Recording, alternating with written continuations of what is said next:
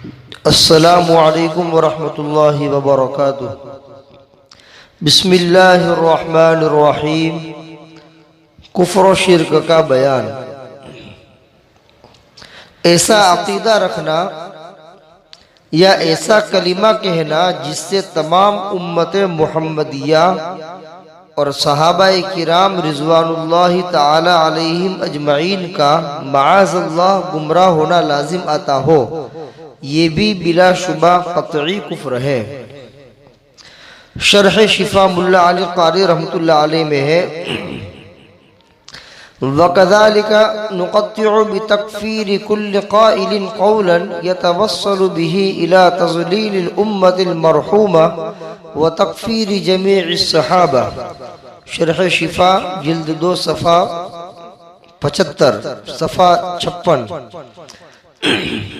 یعنی ایسے ہی ہم اس شخص کے کافر ہونے پر بھی یقین رکھتے ہیں جو کوئی ایسا قول اختیار کرے جس کی روح سے تمام امت کا گمراہ اور صحابہ کا کافر ہونا لازم آئے۔ جواہر الفقہ جلد 1 صفحہ 351۔ بحوالہ اپنے ایمان و اعمال کی حفاظت کیجئے صفحہ 77۔ کوئی آدمی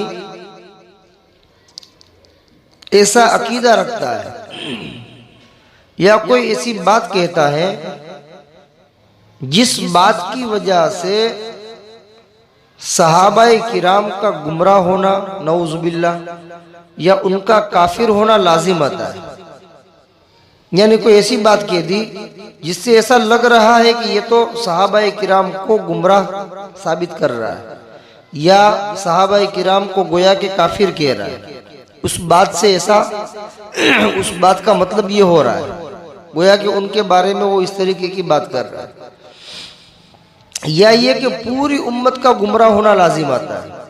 اس نے کوئی ایسی بات کہہ دی امت کے بارے میں کہ اس سے تو ایسا لگتا ہے کہ آپ کی اس بات سے پوری امت گمراہ ہو گئی، اسی اس کی بات سے ایسا لگ رہا ہے۔ لہذا اگر کوئی آدمی اس طرح کی بات کر رہا ہے یا اس طریقے کا عقیدہ رکھتا ہے کہ جس کی وجہ سے صحابہ کرام کا گمراہ ہونا لازم آتا ہے یا پوری امت کا گمراہ ہونا لازم آ رہا ہے اس کی بات کی وجہ سے، تو یہ بلا شبہ قطعی کفر ہے، یہ کفر والی بات ہے، اور اس سے وہ آدمی کافر ہو جائے گا، اس لیے کہ پوری امت گمراہ نہیں ہو سکتی، پوری امت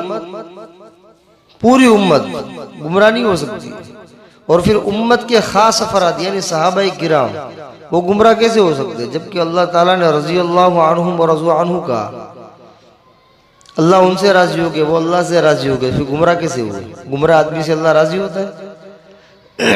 لیکن کوئی آدمی اس طرح بکواس کر رہا ہے، بیہودہ بات کر رہا ہے کہ جس سے گویا کہ وہ صحابہ کرام کے بارے میں ایسی بات کہہ رہا ہے کہ اس سے ان کا گمراہ ہونا محسوس ہو رہا ہے، یا امت کے بارے میں کوئی ایسی بات اس نے نکال دی کہ اس سے تو امت کا گمراہ ہونا ثابت ہو رہا ہے، تو ایسی بات کے ذریعے سے اور ایسے کلمے کے ذریعے سے اور اس طرح کے عقیدہ رکھنے کے ذریعے سے وہ آدمی کافر ہو جائے گا، اس لیے کہ یہ بات بلا شبہ قطعی کفر ہے، اس میں کوئی شک نہیں ہو سکتا۔